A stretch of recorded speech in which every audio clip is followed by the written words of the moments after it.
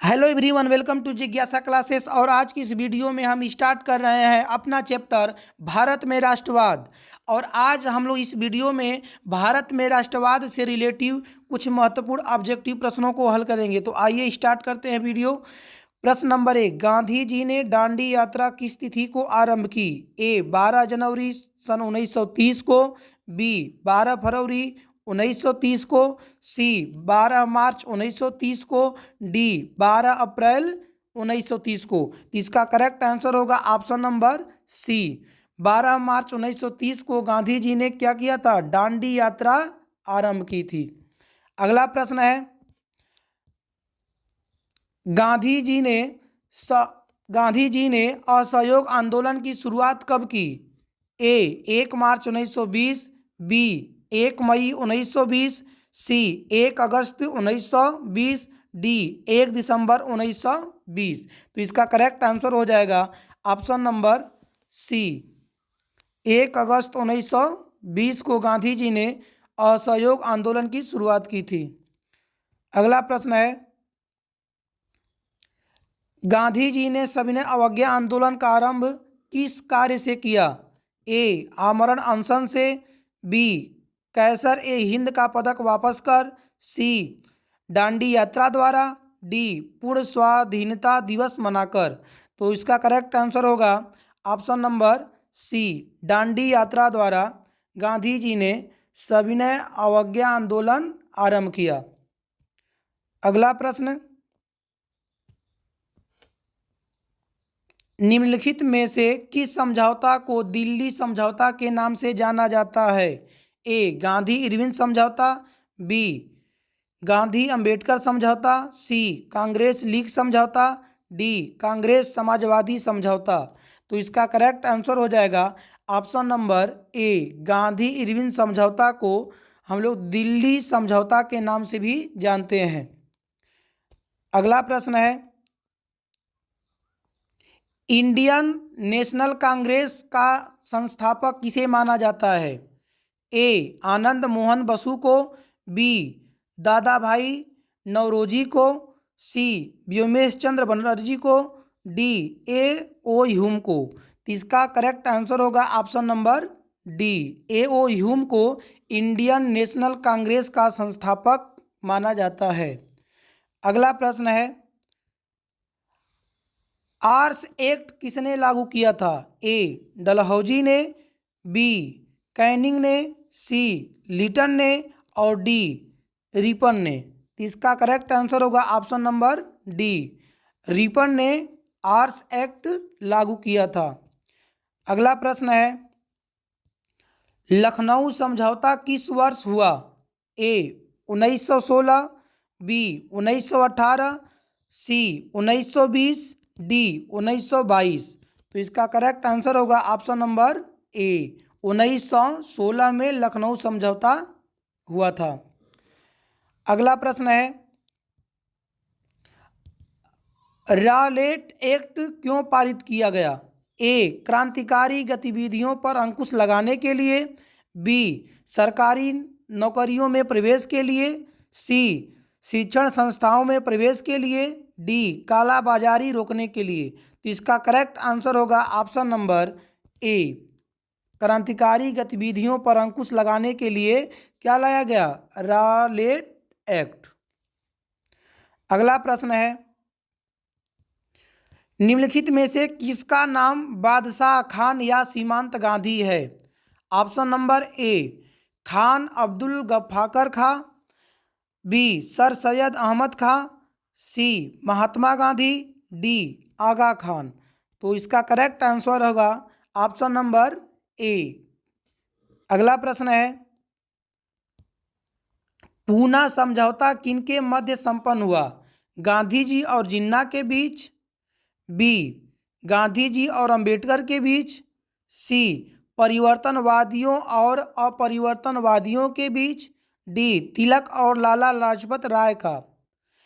इसका correct answer होगा कि ऑप्शन नंबर ए, गांधी और जिन्ना के बीच पूना समझौता हुआ था। अगला प्रश्न है, जलियांवाला बाग हत्याकांड के उपरांत किसका गठन किया गया था?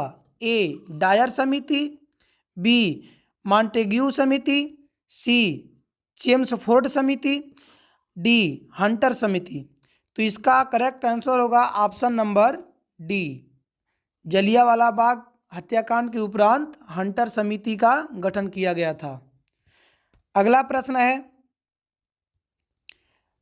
भारत राष्ट्रवाद के उदय का सबसे प्रमुख कारण क्या था?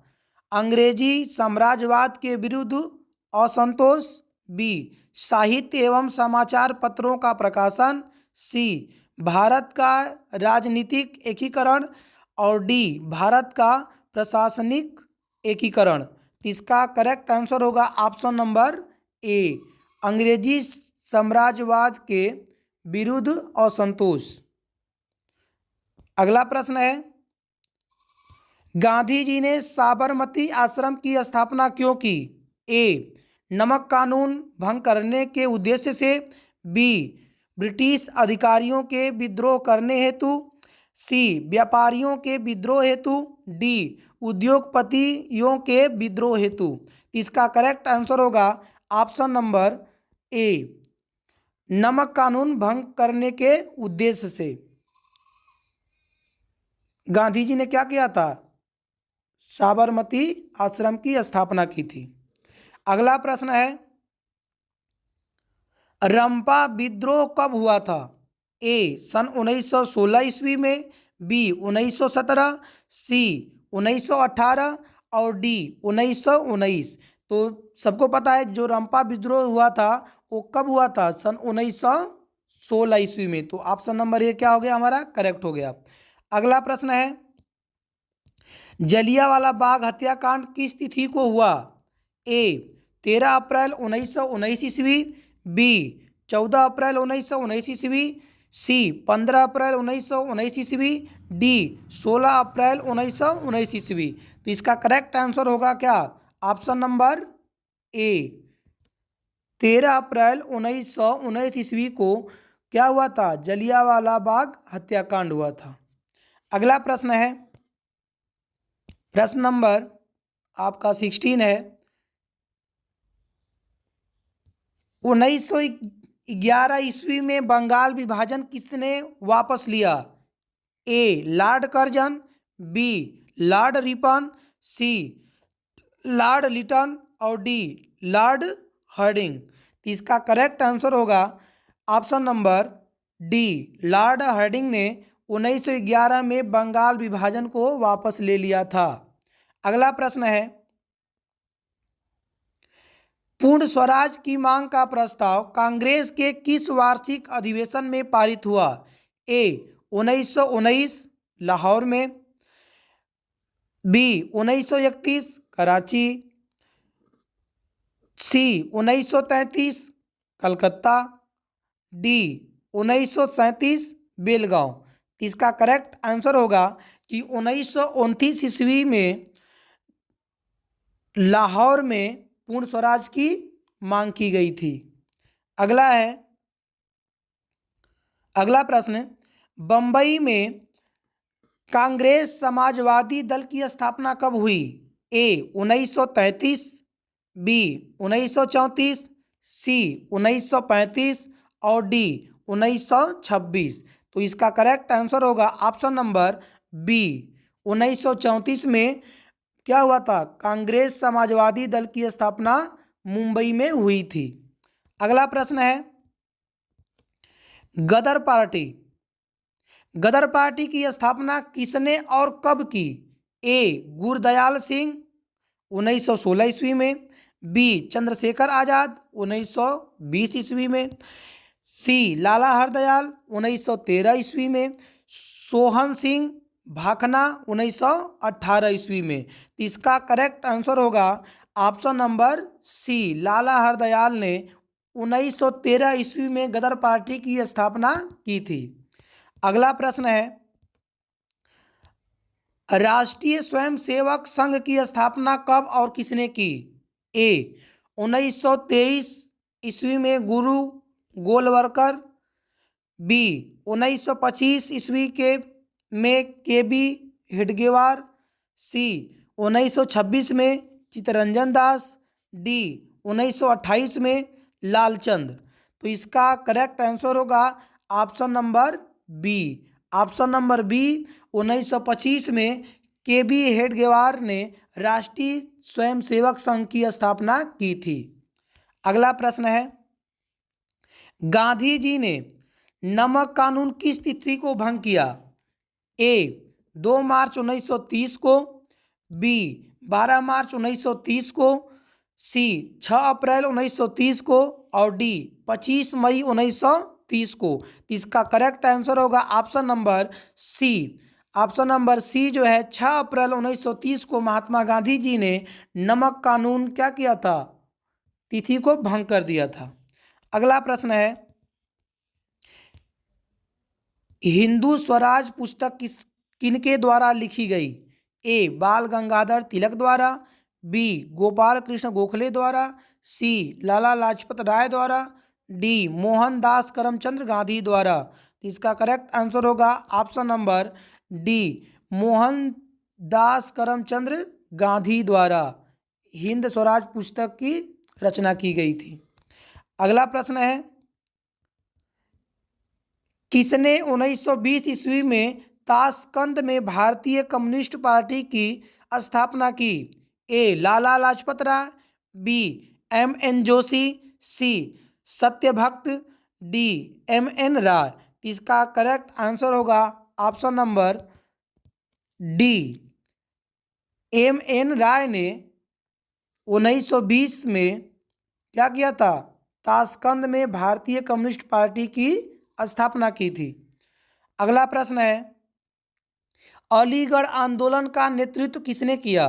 ए अब्दुल लतीफ़ ने, बी आगा खान ने, सी सैयद अहमद खान ने, डी नवाब बकर उल मुल्क ने। तो इसका करेक्ट आंसर होगा कि ऑप्शन नंबर जो सी है, सैयद अहमद खान ने क्या किया था? अलीगढ़ का जो आंदोलन हुआ था उसका नेतृत्व किया था। तो अगला प्रश्न आपके सामने है, वेदों की ओर लौटो का नारा किसने दिया था? आप सभी को पता होगा।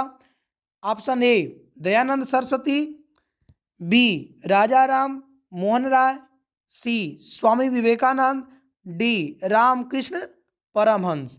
तो वेदों की ओर लौटो का नारा कौन दिया था? दयानंद सरस्वती ने। तो इसलिए ऑप्शन नंबर ए क्या हो जाएगा हमारा? करेक्ट हो जाएगा।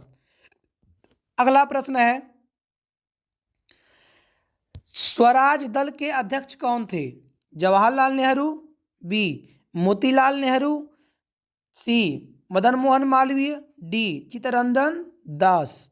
तो इसका करेक्ट आंसर क्या होगा? ऑप्शन नंबर कौन सा? ऑप्शन नंबर बी, जो मोतीलाल नेहरू थे वो स्वराज दल के अध्यक्ष थे। अगला प्रश्न है, किस तिथि को पूर्ण स्वतंत्रता दिवस घोषित किया गया?